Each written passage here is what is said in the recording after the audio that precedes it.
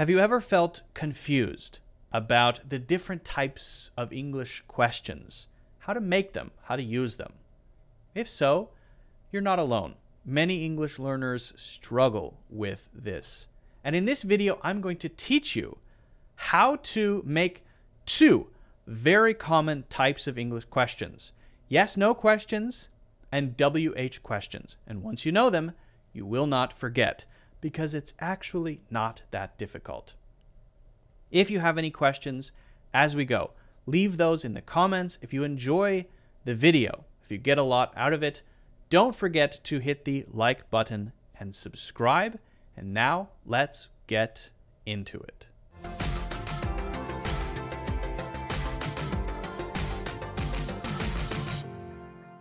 How do we make questions that are yes, no,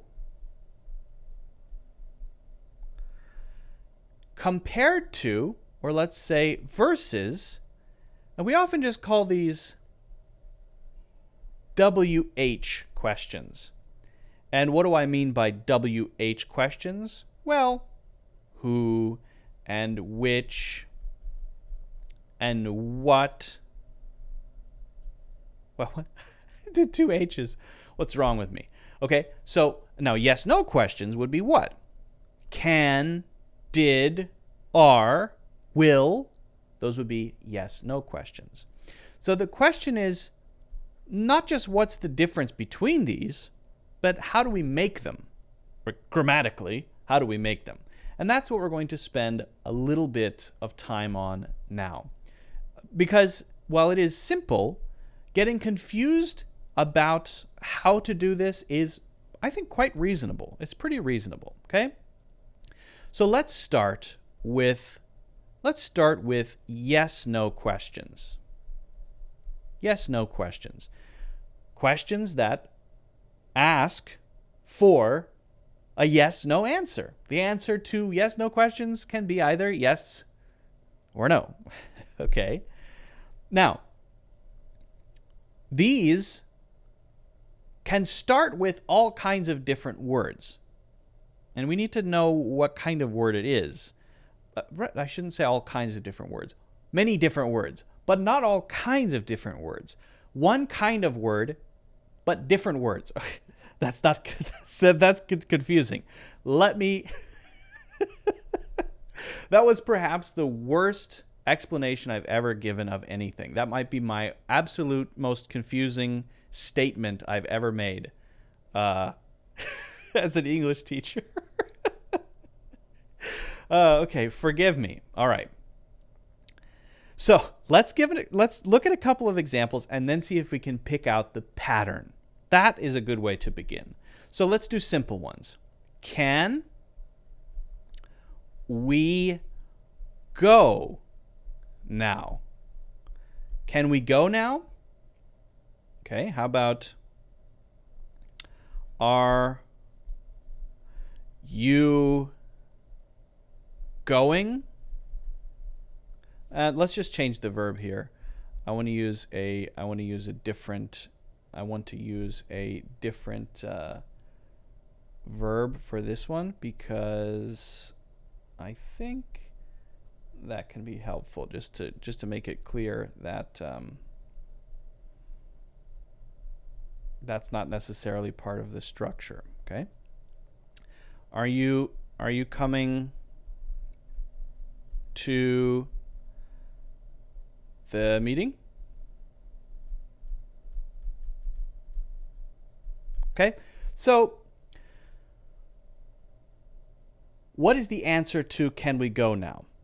Well, the answer would be yes, we can, or no, we can't. I'm not ready. Are you coming to the meeting? The answer again is yes or no. Okay. So we can see with both of these questions, even though we have all different words, we're getting the same thing. An answer, and the answer being yes or no. So what we need to understand is how we make this so that we can ask for a yes or no. Notice that we start with this type of special verb, and then we have this type of word, and then we have this type of word.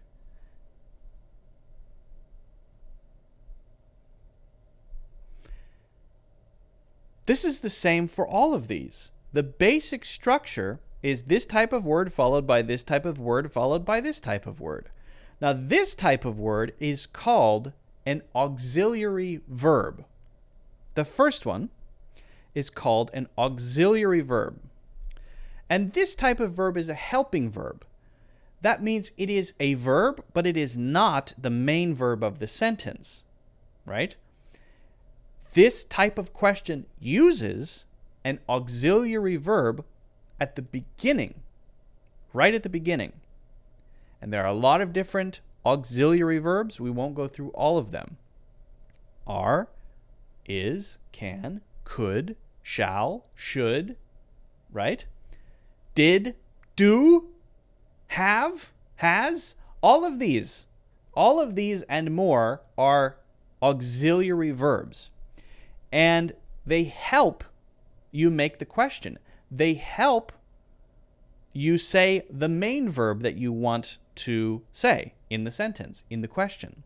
That's what they do. They're not the main one. We start with that. Then we have our subject.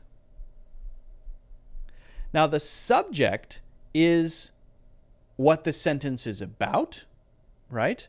This is, if you say, for example, they are, they is the subject. It's what we're talking about or who we're talking about. It, right?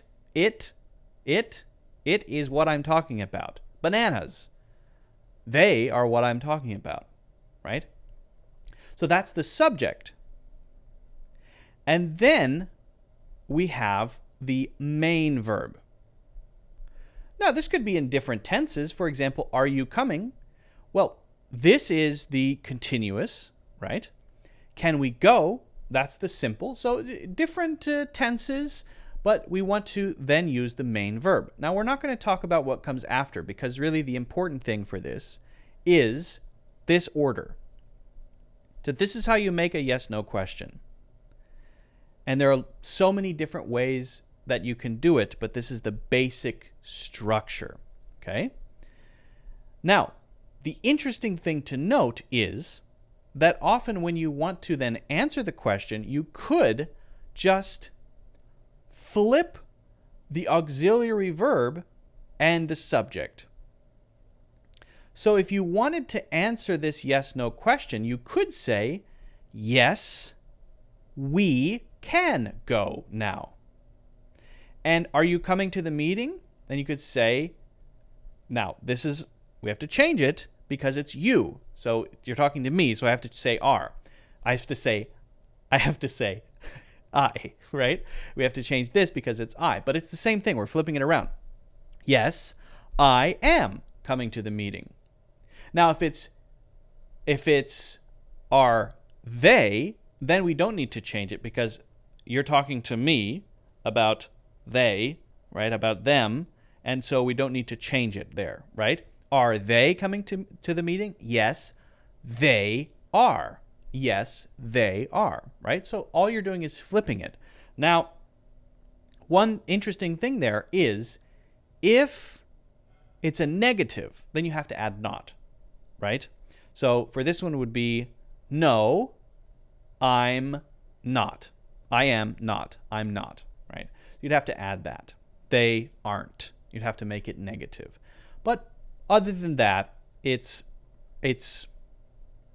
pretty much that simple, honestly. Think of an example that's different from the ones that we've talked about, these two that we've talked about, that uses the same structure, that allows you to ask someone a yes or no question, that uses, again, the same basic structure. I want to see it. Share it. I'd like to take a look. We can make another one. Again, it's not that hard. For example, what's an auxiliary verb? Could. Could what? Could you? Okay, that's the subject, right? Tell me what happened? Now, this might get the person to tell me what happened, which isn't a yes answer, right? But they could say yes and then tell me what happened, right? So it's the same idea, same thing. And if you want to answer that, it would be yes, I could. So you again just flip those around. I could. And if I say can you, then it would be yes, I can. So it doesn't change. Okay, now, hopefully we've got a pretty good idea for how to make simple yes-no questions, and you can do so many things with that. What about these WH questions? We're just going to call these WH questions, which include who and which and what and why and where, right? And I can't, are there more? Did I say all of them? I don't know. What, why, where, who, when, which. What, why, where, who, when. What, why, where, who, when, which. Am I missing one? Help me out. I might be. Okay, so let's do an example first. Who can I ask about this? Okay, this is looking a little different, but maybe familiar. Okay, where are art isn't spelled with a G. Where are you going? Where are you going? Okay. So, is the answer to who can I ask about this yes or no? No. If you say, who can I ask about this? Yes. I'll be confused. No, who?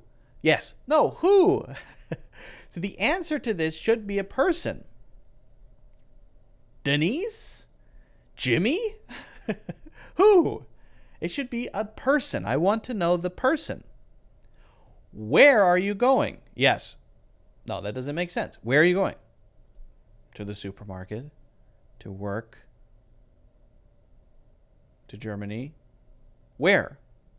I want to know. So this should be a place. Okay, so we're asking for something, not yes or no. We're asking for a thing, a person. We want to know some information. We're trying to get information with these. And it can be a simple answer still, but it's not yes or no. Now, what I want you to notice about these is that the structure is the same. And the only difference is that we then add the WH word in front. So that's the nice thing about it. That's what makes them so easy. Once you understand how to build the yes-no question, to then ask these questions, all you need is to add that word that you want. So it's the same thing. It's the WH word. There's one piece. It's the next piece. It's the next thing. And it's the next thing. So before we had 3 pieces, now we have 4 pieces. You have the WH word, and the next thing, and the next thing, and the next thing. What is the next thing? So again, we have the WH, and then this are or can, which is, as we know now, called that silly word, the auxiliary verb, the helping verb. Then we have the next thing, which is what? Which is the subject, as we've said. It's the same thing. The subject, the subject, the subject, the subject, the subject, the subject, the subject. Then you have your main verb. And that's it. That's all you need to know. Pretty much. There are always exceptions to things. But that's basically the structure. Now, to answer this, who can I ask about this? Often, the answer will just be that information. Denise, right? Or if you want to answer that question completely with a sentence, you would say, if it's I can, you're asking me, right? So Or you're asking me, so I'm going to talk to you, so I'm going to say you instead of I, right? Who can I ask? You. You're just making a statement. You're flipping them around. Again, flipping these two around. You can ask Denise. Where are you going? Flipping it around, right? Flip this around. Now to flip it around, we can't say are and you because you're asking me. So we can't say I are, right? That's not okay. I am going. And then where am I going? To Germany, wherever I'm going, right? So you could just say Germany, or you could say I am going to Germany, right? So that's kind of it. Now again, can you think of a WH question? Can you think of a WH question? Is why the one I was missing? No, I think I said why. That gets someone or would get someone to give you some information. Make it different from the ones that I've given, but follow the same structure. Now, let's just look at another one. How about this? What should we do now? What should we do now? Okay, there's the WH word, there's the auxiliary verb, there's the subject, there's the main verb. There you go. There's the structure. Now the answer would be what? We flip these around, flip these two around, right? We should. Now sometimes it would be do. Sometimes you would just say what you're going to do. We should go, we should play, we should do the laundry. Great answer. Okay. So that's the idea. That's the structure. Hopefully you have a pretty good idea for this now. It's simple, right? It's not that complicated, but you have to understand the structure to understand how it all works. Once you understand how it all works, you don't need to be confused. But it also has to be something you practice. So, practice it. Make 10 examples for each type. Make 20 examples for each type. Feel free to share those with me. I'd love to take a look. If you have any questions, let me know in the comments. If you haven't already done so, don't forget to hit the like button and subscribe. And also, get a free course, Natural English Conversations, in the links in the description.